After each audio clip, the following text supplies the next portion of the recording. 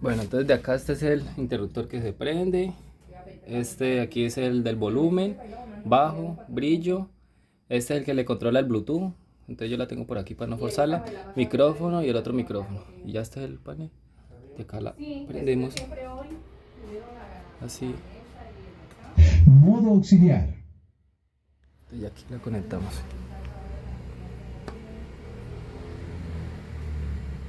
Sincronizado. Listo. Poner cualquier canción.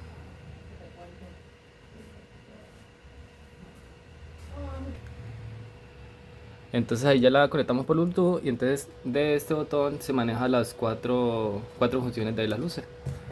Verla por el frente. Ahorita es pesada. Está este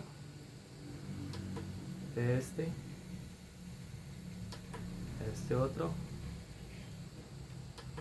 Y este sería el último, el cuarto. Y ahí ya se apaga.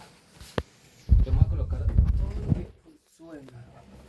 La traes, te la tenemos aquí, como por acá de pronto suena mejor.